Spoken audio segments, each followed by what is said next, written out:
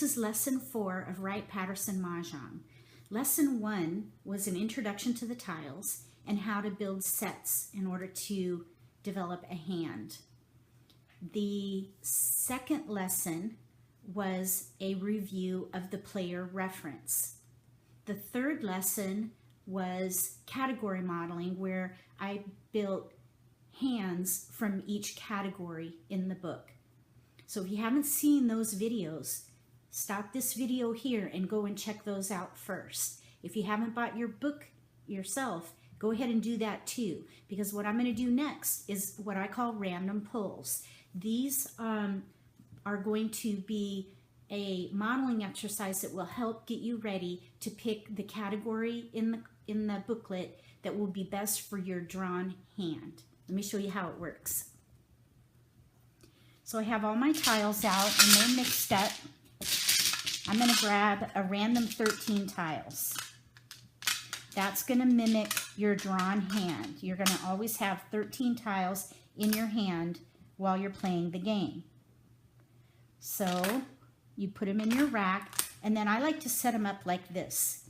I put my winds first, then my dragons, which I don't have any, and then I put my numbered suits in order.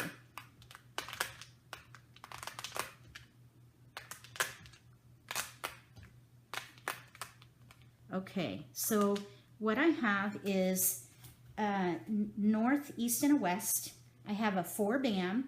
Then I have 1, 5, 7, 9. I have 2, 4, 6, 8, and a 9 dot. So I have a mixture of all single tiles, and I have mixed suits. So with this particular set of tiles, I think I should play the mixed suit option, probably Scotch Hopper. Let me just read that. Scotch Hopper is 2, 4, 6, 8 in 2 suits, so these are going to go away. So here's 2, 4, 6, 8 in 1 suit. I have a 4 for the second suit, and then a 1, 3, 5, 7, 9 in the third suit with a 1 or a 9 paired. So that's what I would do with this particular random pull. And these would be my discards. Let's do it again. I was just thinking, I wonder if there'd be any other options here. Think about chows. I have, really, they're all kind of separated. See, there's no 3, no 5, no 7, no 6, no 8. So really, chows is not really going to work in this particular case. I think Scotch Hopper, which is number 47, is the best for this particular situation. All right, let's do another one.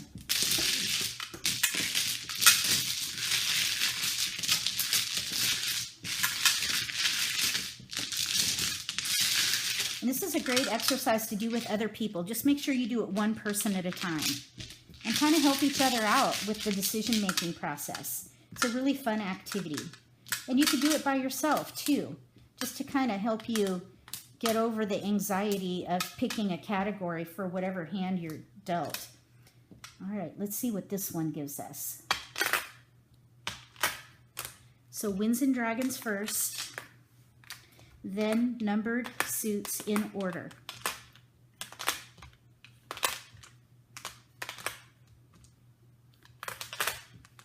Okay, so in this case, I do have a couple of dragons, and I do have a multiple here.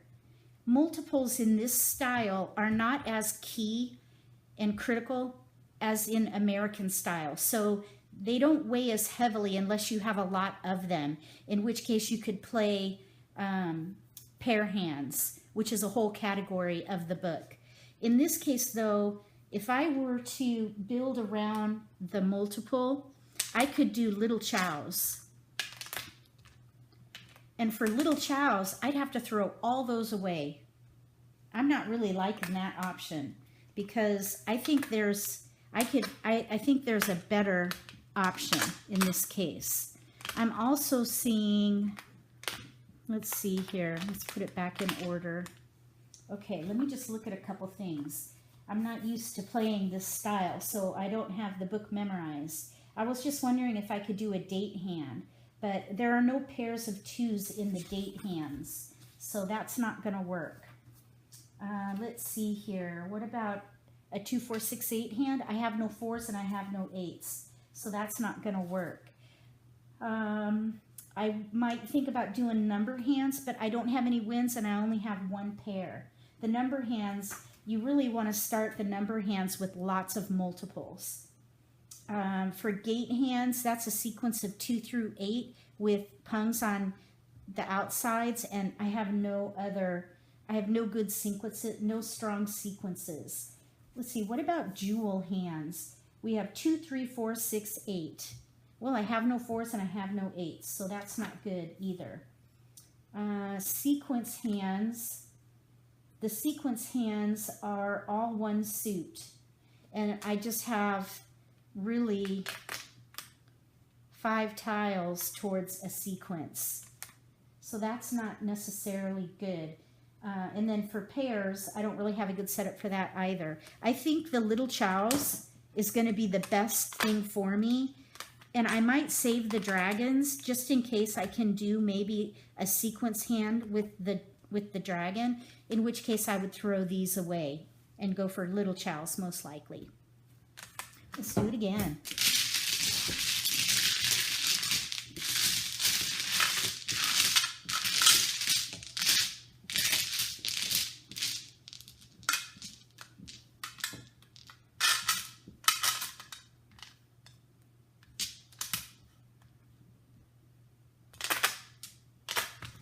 Okay, this time we do have a wind and a dragon, and then we'll set it up in our numbered suits.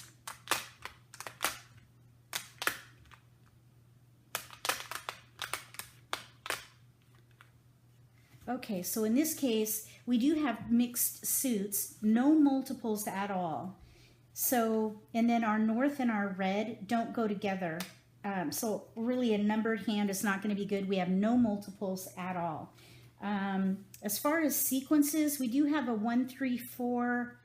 We have a 2, 3, 5. I mean, there's a little teeny start to some sequences. For the jewel hands, 3, 4, 5, 7, 9. Those are all 1 suit options. 3, 4, 5, 7. We could maybe do jewel hands, in which case we could keep the red with the cracks. But I think that's a long shot. I think we could do, let's see here.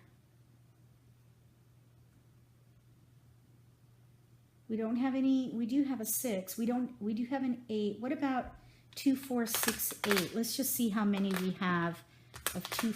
That's it. But we have a lot of 1, 3, 5, 7, 9 here. 1, 3, 5, 7, 9. Hopscotch. Let's take a look at that one. Hopscotch.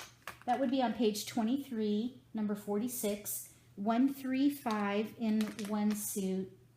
1, 3, 5, 7 in a second suit. And then 1, 3, 5, 7, 9 in the third suit. That's 6 tiles. Either way, we're still in the mixed suit option here. Oops, sorry, this goes over here. 1, 3, 7, 9. How did I do that? Let's see here. I'm thinking Heavenly Hopscotch is going to be it. 1, 3, 5, 7, 9 in 2 suits. And then 2, 4, 6, 8 in a third suit. And those are our discards. And then we could revert to little chows, maybe 1 through, because we do have 1, 2, 3, 4, 5 towards little chows. So again, we're in mixed suits. All right, that's how you do the random pull. Tell me what you think about that exercise, and just get your tiles in front of you. Do it again and again and again until you get used to finding your category in the booklet. And let me know what you think about that in the comment section. The next lesson is going to be Charleston modeling. The Charleston is taken from the National Mahjong League. In the National Mahjong League, the Charleston consists of passing 3 tiles to the other players. They go 3 tiles to the left, 3 tiles across, and 3 tiles to the right, and they do it 2 times. The first time is compulsory, the second time is optional, and then there's an optional cross. So there's a lot of passing in the American style game. But for Wright-Patterson, we only do it one time. So we're going to go right, across, left. So that video will be next. Get ready for it.